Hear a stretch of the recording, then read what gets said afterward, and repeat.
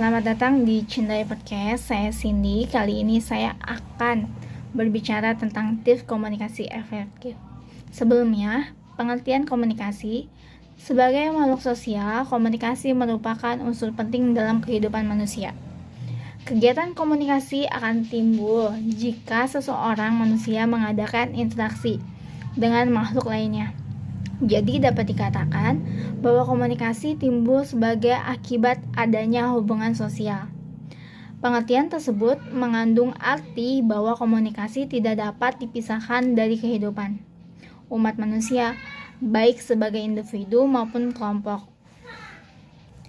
Kata komunikasi atau communication dalam bahasa Inggris berasal dari bahasa Latin, yaitu communis, yang artinya sama atau communico, communication atau communicare, yang berarti membuat sama, to make common. Istilah pertamanya, komunis, adalah istilah yang paling sering sebagai asal-usul kata komunikasi, yang merupakan akar dari kata-kata Latin lainnya yang mirip komunikasi, menyarankan bahwa suatu pikiran, suatu makna, atau suatu pesan dianut secara sama, yaitu menurut Mulia. Untuk dapat berkomunikasi dengan baik dan efektif, kita dituntut untuk tidak hanya memahami prosesnya, tetapi juga mampu menerapkan pengetahuan kita secara kreatif. Komunikasi dikatakan efektif apabila komunikasi yang terjadi bersifat dua arah, yaitu di mana makna yang distimulasikan sama atau serupa dengan yang dimaksudkan oleh komunikator atau pengirim pesan. Pengertian komunikasi menurut Bareson dan Steiner yang dikutip oleh Fisher dalam bukunya Teori Komunikasi adalah menyampaikan informasi, ide, emosi, keterampilan, dan seterusnya melalui penggunaan simbol, kata, angka, grafik, dan lain-lain, menurut Fisher. Sedangkan menurut Effendi, komunikasi adalah peristiwa menyampaikan ide manusia. Dari pengertian ini dapat disimpulkan bahwa komunikasi merupakan suatu proses penyampaian pesan yang dapat berupa pesan, informasi, ide, emosi, keterampilan, dan sebagainya, melalui simbol atau lambang yang dapat menimbulkan efek berupa tingkah laku yang dilakukan dengan media-media tertentu. Howard Larswill dalam karyanya The Structure and Function of Communication is Society, menurut Effendi, mengatakan bahwa cara yang baik untuk menjelaskan komunikasi ialah menjawab pertanyaan sebagai berikut: How, say, what, in which channel, to, how, with, what effect, atau siapa yang menyampaikan, apa yang disampaikan, melalui apa, kepada siapa, dan apa pengaruhnya. Unsur-unsur komunikasi menurut Howard Larswill dalam buku Dedi Mulia. Ilmu komunikasi suatu pengantar cara terbaik untuk menggambarkan komunikasi adalah dengan menjawab pertanyaan how, say, what, in which channel, to whom, with what effect. Yang pertama yaitu sumber. Nama lain dari sumber adalah sender, komunikator, speaker, encoder atau originator. Merupakan pihak yang berinisiatif atau mempunyai kebutuhan untuk berkomunikasi. Sumber bisa saja berupa individu, kelompok, organisasi, perusahaan, bahkan negara. Sumber yang memiliki kebutuhan untuk berkomunikasi pada suatu organisasi adalah komunikasi antara bawahan dan atasan, komunikasi antara pegawai dengan para pengguna layanan, komunikasi pegawai dengan pegawai. Yang kedua, pesan. Apa yang akan disampaikan atau dikomunikasikan kepada penerima atau komunikan. Dari sumber komunikator atau isi informasi merupakan seperangkat simbol verbal atau non-verbal yang mewakili perasaan, nilai, gagasan, maksud sumber tersebut. ada 3 komponen pesan, yaitu makna, simbol untuk menyampaikan makna, dan bentuk organisasi atau organisasi pesan. Yang ketiga, saluran, wahana atau alat untuk menyampaikan pesan dari komunikator sumber kepada komunikan penerima, baik secara langsung, tatap muka, maupun tidak langsung, melalui media cetak, elektronik, dan lain-lainnya. Yang keempat, penerima, orang atau kelompok atau organisasi atau suatu negara yang menerima pesan dari sumber disebut tujuan atau destination. Pendengar, listener, khalayak audiens, atau komunikan, atau penafsiran, atau penyanding balik decoder. Yang kelima, efek, with what efek, dampak atau efek yang terjadi pada komunikan atau penerima setelah menerima pesan dari sumber, seperti perubahan sikap, bertambahnya pengetahuan, dan lain-lain. Jadi, berdasarkan paradigma Laswell tersebut, komunikasi adalah proses menyampaikan pesan oleh komunikator kepada komunikan melalui media yang menimbulkan efek tersebut. Kemudian, komunikasi efektif itu apa sih? Pengertian dan faktor pemengaruh komunikasi efektif. Komunikasi adalah sebuah kegiatan mentransfer sebuah informasi baik secara lisan maupun tulisan. Namun, tidak semua orang melakukan komunikasi dengan baik. Terkadang ada orang yang mampu menyampaikan semua informasi secara lisan, tetapi tidak mampu menyampaikan secara tulisan ataupun sebaiknya. Komunikasi efektif terjadi apabila pesan yang diberitahu komunikator dapat diterima dengan baik atau sama oleh komunikan, sehingga tidak terjadi salah persepsi. Berkomunikasi efektif berarti bahwa komunikator dan komunikan sama-sama memiliki pengertian yang sama tentang suatu pesan. Oleh karena itu, dalam bahasa asing, orang menyebut the communication is in tune, yaitu kedua belah pihak yang berkomunikasi sama-sama mengerti apa pesan yang disampaikan. Menurut Stewart, L. Tubb, and Sylvia Moss, komunikasi yang efektif ditandai dengan adanya pengertian, dapat menimbulkan kesenangan, mempengaruhi sikap, meningkatkan hubungan sosial yang baik, dan pada akhirnya menimbulkan suatu tindakan. Menurut Wikipedia, komunikasi efektif adalah pertukaran informasi, ide, perasaan yang menghasilkan perubahan sikap sehingga terjalin sebuah hubungan baik antara pemberi pesan dan penerima pesan. Pengukuran efektivitas dari suatu proses komunikasi dapat dilihat dari tercapainya tujuan si pengirim pesan. Pesan yang tersampaikan dengan benar dan tepat sesuai dengan keinginan yang komunikator menunjukkan bahwa komunikasi dapat berjalan secara efektif.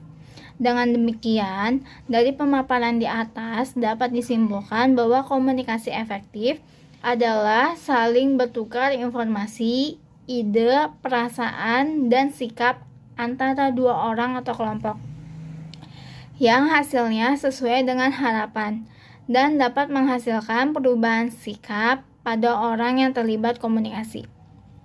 Agar komunikasi bisa berlangsung efektif, perlu diperhatikan faktor-faktor yang mempengaruhinya.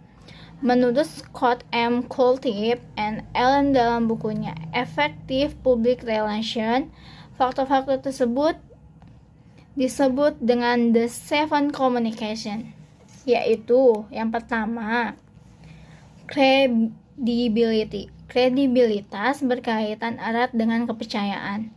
Seorang komunikator yang baik harus memiliki kredibilitas agar pesan yang disampaikan dapat tersasar dengan baik. Beberapa hal yang berhubungan dengan kredibilitas, misalnya kualifikasi atau tingkat keahlian seseorang. Contohnya, seorang dokter dianggap mempunyai kredibilitas ketika ia menyampaikan hal-hal tentang kesehatan. Yang kedua, konteks. Konteks berupa kondisi yang mendukung ketika berlangsungnya komunikasi. Supaya komunikasi berjalan efektif, konten yang tepat menjadi hal yang menarik perhatian komunikan. Yang ketiga, konten. Isi pesan merupakan bahan atau materi inti dari apa yang hendak disampaikan kepada audiens. Komunikasi menjadi efektif apabila isi pesan mengandung sesuatu yang berarti dan penting untuk diketahui oleh komunikan. Yang keempat yaitu clarity. Pesan yang jelas alias tidak menimbulkan penafsiran yang bermacam-macam adalah kunci keberhasilan komunikasi. Kejelasan informasi adalah hal penting yang bisa mengurangi atau menghindari resiko kesalahpahaman pada komunikan. Yang kelima, continuity dan konsistensi.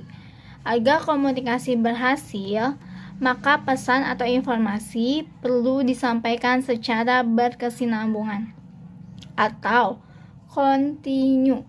Misalnya, pesan pemerintah yang menganjurkan masyarakat untuk menggunakan kendaraan umum dibandingkan dengan kendaraan pribadi harus selalu disampaikan melalui berbagai media secara terus-menerus supaya pesan itu dapat tertanam dalam benak dan mempengaruhi perilaku masyarakat atau manusia. Yang keenam, capability of audience. Komunikasi dapat dikatakan berhasil apabila sang penerima pesan memahami dan melakukan apa yang terdapat pada isi pesan. Dalam hal ini, tingkat pemahaman seseorang bisa berbeda-beda, tergantung beberapa faktor. Contohnya, latar belakang pendidikan, usia, ataupun status sosial. Yang ketujuh, channel of distribution. Selain berbicara secara langsung kepada audiens, ada cara lain untuk berkomunikasi, yaitu menggunakan media. Bentuk-bentuk media komunikasi yang biasa digunakan saat ini adalah media cetak ataupun elektronik. Pertimbangkan secara matang pemilihan media yang sesuai dan tepat sasaran agar tidak terjadi komunikasi yang sia-sia. Teknik menyampaikan pesan efektif. Pesan adalah apa yang dikomunikasikan oleh sumber kepada penerima. Pesan merupakan seperangkat simbol, verbal atau nonverbal yang mewakilkan perasaan, nilai, gagasan, atau maksud sumber tadi. Pesan mempunyai 3 komponen, yaitu makna, simbol yang digunakan untuk menyampaikan makna, dan bentuk atau organisasi pesan. Simbol terpenting adalah kata-kata atau bahasa yang dapat mempresentasikan objek, gagasan, perasaan, baik ucapan maupun tulisan. Kata-kata memungkinkan untuk berbagai pikiran dengan orang lain.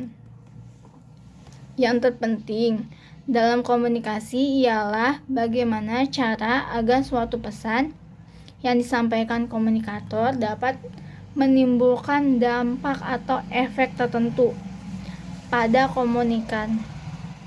Banyak cara untuk menyampaikan pesan, yaitu dengan tatap muka, melalui media komunikasi. Agar komunikasi dapat efektif, maka cara menyampaikan pesan atau informasi perlu dirancang secara cermat sesuai dengan karakteristik komunikan maupun keberadaan di lingkungan sosial yang bersangkutan. Jalaluddin Rahmat mengatakan bahwa keberhasilan komunikasi sebagai ditentukan oleh kekuatan pesan. Dengan pesan, seseorang dapat mengendalikan sikap dan perilaku komunikan. Agar proses komunikasi terlaksana secara efektif, Bagi seorang komunikator, suatu pesan yang akan dikomunikasikan sudah jelas isinya. Tetapi, yang perlu dijadikan pemikiran adalah pengelolaan pesannya. Pesan harus ditata sesuai dengan diri komunikan yang akan dijadikan sasaran. Dalam hubungan ini, komunikator harus terlebih dahulu melakukan komunikasi dengan diri sendiri, berdialog dengan diri sendiri, melakukan komunikasi dengan diri sendiri, bertanya pada diri sendiri untuk menjawab oleh diri sendiri. Apabila komunikan yang akan dijadikan sasaran sudah jelas dan media yang diperlukan juga sudah ditetapkan, maka barulah menata pesan. Pesan satu sisi ataukah dua sisi? Hal ini berkaitan dengan cara mengorganisasikan pesan. Organisasi pesan satu sisi ialah suatu cara berkomunikasi di mana komunikator hanya menyampaikan pesan-pesan yang mendukung tujuan komunikasi saja, sedangkan pesan dua sisi berarti pesan yang bersifat mendukung, menyampaikan pula kontra argumen, sehingga komunikasi diharapkan menganalisis sendiri apa pesan tersebut. Apakah dalam menyampaikan pesan itu diorganisasikan secara satu sisi atau dua sisi? Tentulah harus disesuaikan dengan karakteristik. Wilbur Schramm dalam karyanya yang berjudul How Communication Works pernah mengungkapkan apa yang dinamakan the condition of success in communication, yang dapat diringkas sebagai berikut. Yang pertama, pesan harus dirancang dan disampaikan. Yang kedua, pesan harus menggunakan tanda-tanda yang tertuju kepada pengalaman yang sama antara komunikator dan komunikan, sehingga sama-sama dapat dimengerti. Yang ketiga, pesan harus membangkitkan kebutuhan pribadi pihak komunikan dan menyarankan beberapa cara untuk memperoleh kebutuhan itu. Yang keempat, pesan harus menyarankan suatu cara untuk memperoleh kebutuhan tadi yang layak bagi situasi kelompok tempat komunikan berada pada saat ia digerakkan untuk memberikan tanggapan yang dikehendaki. Jika komunikasi yang dikomunikasikan tidak sesuai dengan kepentingan komunikan, maka akan menghadapi kesukaran.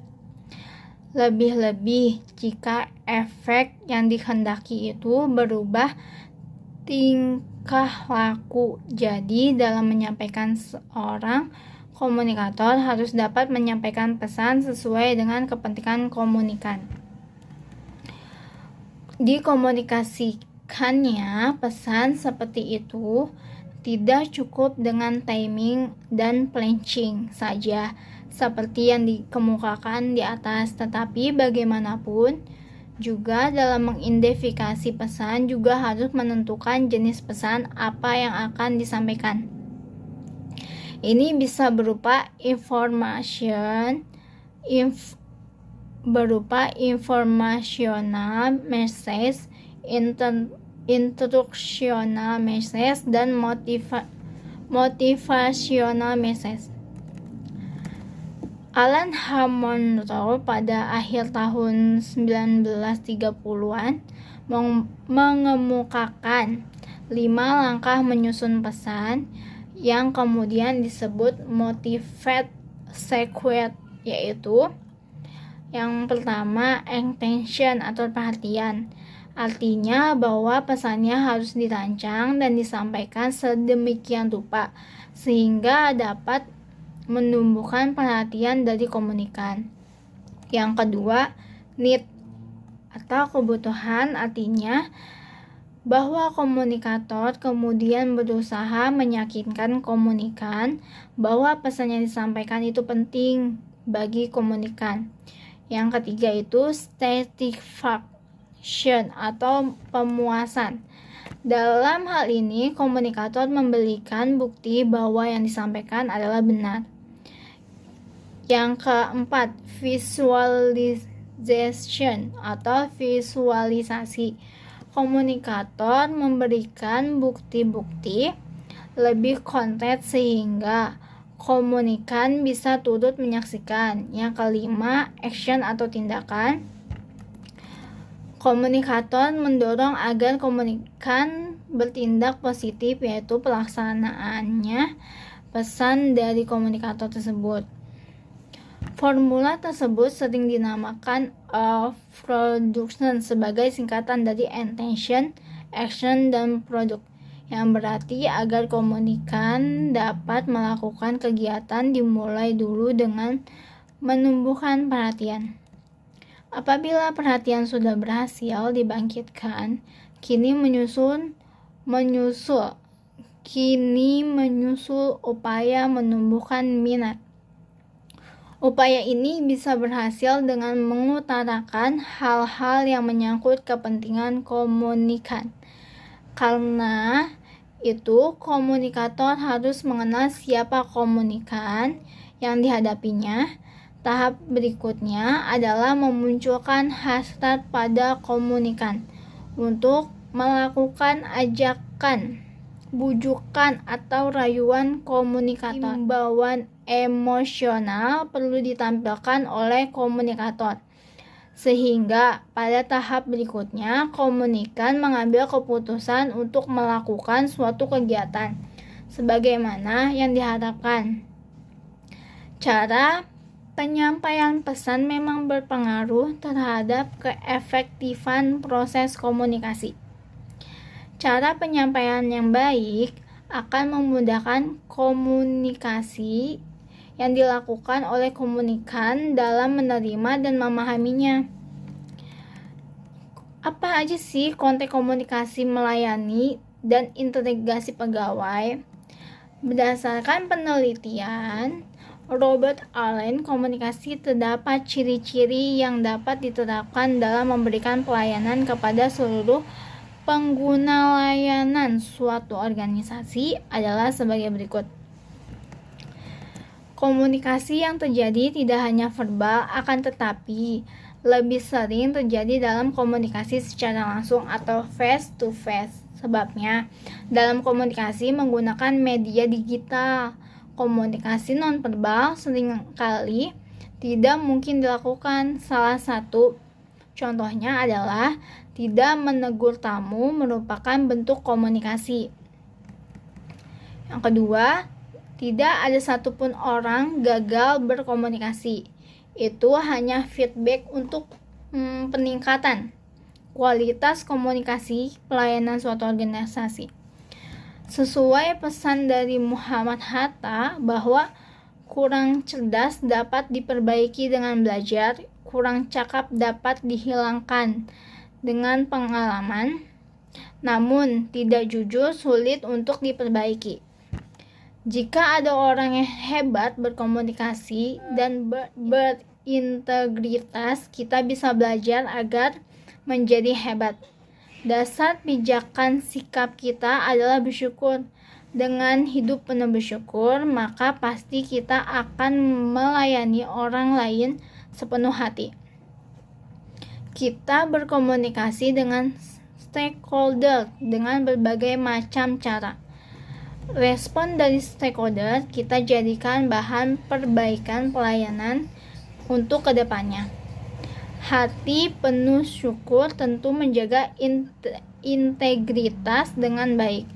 Kondisi kita saat ini adalah kondisi terbaik dan masih terbuka peluang lebih baik dengan memodel orang hebat yang menjunjung tinggi integritas.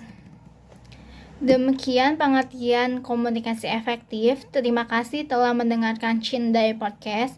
Untuk tips komunikasi praktis lainnya, atau jika Anda ingin menghubungi saya, kunjungi cindai.com. Sampai jumpa.